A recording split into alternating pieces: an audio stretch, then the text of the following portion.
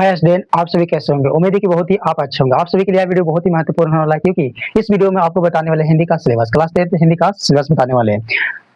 आप सभी से अनुरोध है कि इस वीडियो को पूरा अंत तक जरूर देखने का ज़्यादा प्रयास करिए, ताकि हर टॉपिक आपको आसानी से समझ में आ सके, है ना? अगर आप हमारे चैनल पर नए हैं तो चैनल सब्सक्राइब कीजिए और बेल आइकन को दबाना ना भूलिएगा। वीडियो पसंद है तो वीडियो को लाइक करिएगा। ज़्यादा से ज़्यादा स्टूडेंट आप क्या करिए, वीडियो को शेयर करने का ज़्यादा प्रयास करिए, ताकि दूसरे स्टूडेंट क्या कर सकते हैं, दूसरे स्टूडेंट भी जान सकते हैं कि यह वीडियो उन सभी के लिए कितना महत्वपूर्ण 2027 के बोर्ड में होने वाला है।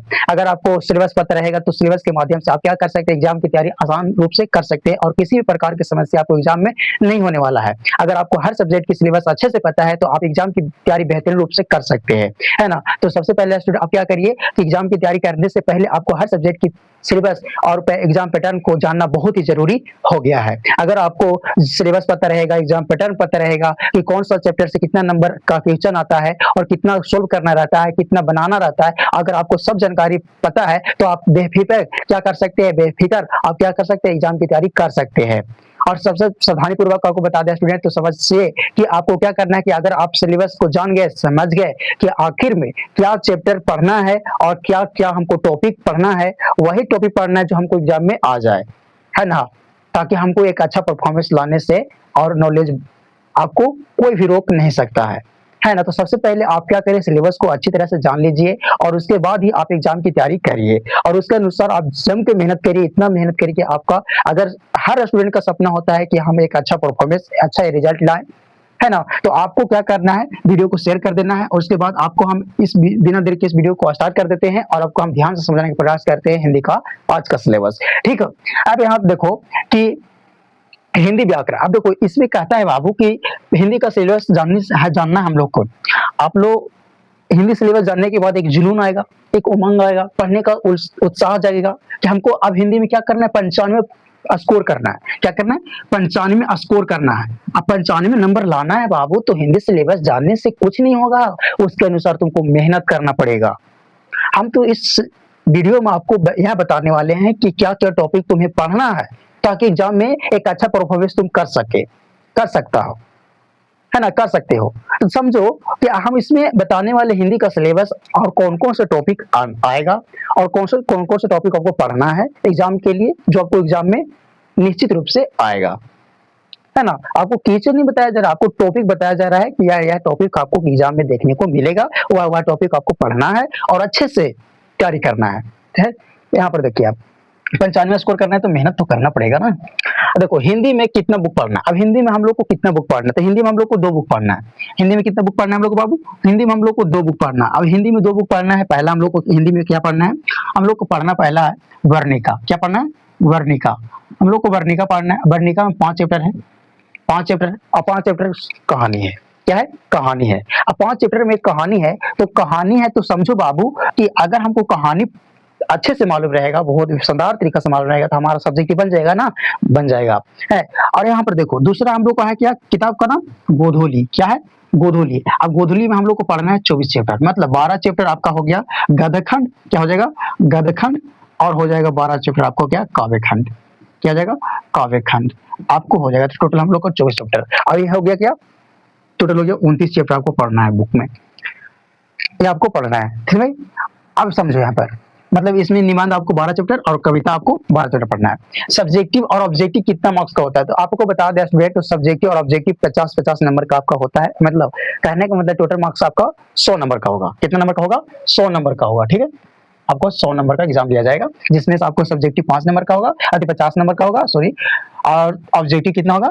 50 नंबर का होगा। हिंदी व्याकरण में क्या पढ़ना होगा? अब हिंदी व्याकरण में आप लोग क्या पढ़ेंगे कि आपको एग्जाम में आसान तरीका से आ जाए। तो सबसे पहले मैं बता दूं स्टूडेंट, तो क्या पढ़ना, आपको उपसर्ग पढ़ लेना है, प्रत्यय पढ़ लेना है, कारक पढ़ लेना है, संधि पढ़ लेना है, समास पढ़ लेना है, विशेषण पढ़ लेना है, कारक पढ़ लेना है।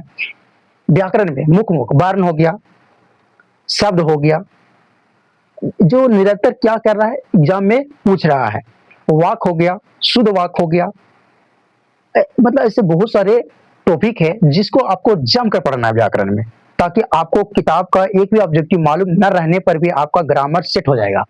आप आसान तरीका से क्या कर सकते हैं, ग्रामर के माध्यम से एक अच्छा रिजल्ट ला सकते हैं और ऑब्जेक्टिव में एक अच्छा उच्च लेवल तक क्या कर सकते हैं, ऑब्जेक्टिव कन्फर्म मार्क ला सकते हैं व्याकरण के दम पर। अगर आपको व्याकरण न भी आ रहा है तो आप किताब पे इतना जम कर पढ़िए कि आपको किताब अगर ग्रामर को हटा दिया जाए तो किताब का जितना ऑब्जेक्टिव बनेगा आपको 100% बनाना है। समझ गए? ये आपको बता दिए। अब देखो बुक में अभी बुक कितना चैप्टर पढ़ना, बुक में कितना चैप्टर पढ़ना था, बुक में आपको बता दिया टोटल 29 चैप्टर पढ़ना है, 5 चैप्टर आपको वर्णिका से और गोधली से 24 चैप्टर पढ़ना है। ठीक है, अब कितना मार्क्स का व्याकरण आता है, तो कितना मार्क्स का व्याकरण आपको ऑब्जेक्टिव देखने को मिलेगा, तो मिलेगा आपको बाबू 50 से 55, 50 से 55 आपको ऑब्जेक्टिव मिलेगा व्याकरण का। खाली आपको सिर्फ क्या रहेगा, व्याकरण रहेगा, 50 से 55 गो आपको रहेगा कौन सी, व्याकरण। व्याकरण से आपको क्वेश्चन आएगा, सिर्फ ऑब्जेक्टिव आएगा। समझ रहे, सिर्फ ऑब्जेक्टिव सब्जेक्टिव नहीं है। अब हम लोग एग्जाम पैटर्न की बात करते हैं। हम लोग इतना समझ गए कि ये आपको 100 नंबर का एग्जाम होगा और आपको ऑप्शन दिया जाएगा और ऑप्शन के अनुसार आपको बनाना रहेगा। तो आपको 100 को एमसीक्यू दिया जाएगा, 100 को आपको एमसीक्यू दिया जाएगा, 100 को, और 100 में से आपको 50 बनाने हैं, 100 में से आपको 50 रंगने हैं। समझ रहे हैं? अगर हम इसको समझाते हैं आपको बाबू, एग्जाम पैटर्न समझना ध्यान से। अगर एग्जाम पैटर्न आप समझिएगा तो आपको दिक्कत नहीं होने वाला है। अगर एग्जाम पैटर्न आपको समझ में आ गया तो आप उसके माध्यम से आप मेहनत कर सकते हैं और 95 स्कोर कर सकते हैं। इसमें कोई संकोच वाली बात नहीं है। तो 95 स्कोर करने के लिए सबसे पहले हमको 95 प्लस करना है, तो एग्जाम पैटर्न को समझना होगा, एग्जाम पैटर्न को समझना होगा, है ना। तो एग्जाम पैटर्न हम लोग समझते हैं। तो सबसे पहले हम समझते हैं बाबू सब्जेक्टिव की। क्या बाबू, सब्जेक्टिव कि आखिर सब्जेक्टिव कितना नंबर का होता है। आप देखो सब्जेक्टिव की बात करते हैं बाबू, तो सब्जेक्टिव में हम लोग का हो जाता है दीर्घ उत्तरीय प्रश्न। पहला हम लोग को क्या होता है, दीर्घ उत्तरीय प्रश्न, दीर्घ उत्तरीय प्रश्न। दीर्घ उत्तरीय प्रश्न में आपका हो जाएगा 5 नंबर का, आपको एक क्वेश्चन आ जाएगा, चाहे जो आ जाए, हम आपको बता रहे हैं टॉपिक, ठीक। दीर्घ उत्तरीय प्रश्न एक आएगा, और हो जाएगा लघु उत्तरीय प्रश्न, लघु उत्तरीय प्रश्न, लघु उत्तरीय प्रश्न। लघु उत्तरीय आपको प्रश्न आ जाएगा 10 नंबर का, और सब प्रसंग व्याख्या करने के लिए, व्याख्या करने के लिए आपको 5 मार्क्स का आ जाएगा। अब इसमें आ जाएगा सब्जेक्टिव में, इसमें भी 2 पार्ट है ना। अब इसको सब्जेक्टिव है ना, तो इसमें हो जाएगा, सब्जेक्टिव हो गया इधर। अब सब्जेक्टिव देखो इधर हो गया, अब सब्जेक्टिव ये हो गया इधर।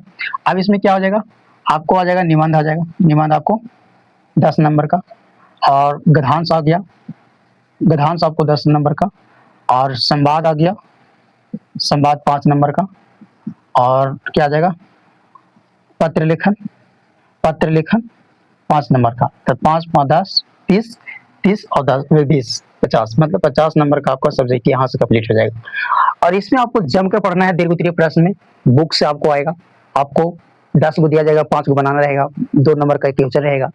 तो आपको इसमें से आपको मिल जाएगा कितना नंबर, 10 नंबर, है ना। आपको यहाँ पर आपको 10 नंबर होगा, ठीक है, सॉरी, क्या हो गया, 10 नंबर हो गया, और यहाँ पर आपको 5 नंबर दीर्घ उत्तरीय प्रश्न, सॉरी, यहाँ पर क्या हो जाएगा, सही लिखा था, हम थोड़ा मिस्टेक करते हैं। यहाँ देखो 5 नंबर का सही है, दीर्घ उत्तरीय प्रश्न 10 नंबर, है ना। लघु उत्तरीय प्रश्न, लघु उत्तरीय प्रश्न मतलब शॉर्ट में आपको आंसर देना है ना। ये आपको 10 गो क्वेश्चन रहेगा, 5 को चुनकर बनाना रहेगा, मतलब ऑप्शन के अनुसार आपको क्वेश्चन दिया जाता है, ठीक है। और सप्रसंग व्याख्या आपको कोई भी चैप्टर से, कोई भी टॉपिक से आपको उठा कर दिया जाएगा। आपको शीर्षक का नाम याद रखना है, कहानी किस कहानी से आया है, उसके माध्यम से आपको लेखक का नाम लिखना है, क्या बतलाना चाहता है, क्या बोलना चाहता है, उसके बारे में संपूर्ण रूप से लिखना है, इसमें संक्षेप में लिखना है संप्रसंग व्याख्या में, ठीक है। और निबंध तो आपको पता ही होगा, पर्यावरण हो, होली हो, आतंकवाद हो, भ्रष्टाचार हो, ऐसा क्या करना है, निबंध लिखना, किससे क्या लाभ है, क्या हानि है, ठीक है। गद्यांश, गद्यांश में आपको जो टॉपिक दिया जाएगा, जो आपको लिखा हुआ रहेगा, उससे आपको देखकर एक अच्छे से उत्तर देना है, बहुत ही शानदार तरीका से, ठीक है। ये आपको 10 नंबर का, बहुत ही शानदार। और संवाद में हो गया आपको बढ़ती महंगाई, भ्रष्टाचारी से दूर कैसे हो, मतलब एक दूसरे से बातचीत होना चाहिए उसके बारे में।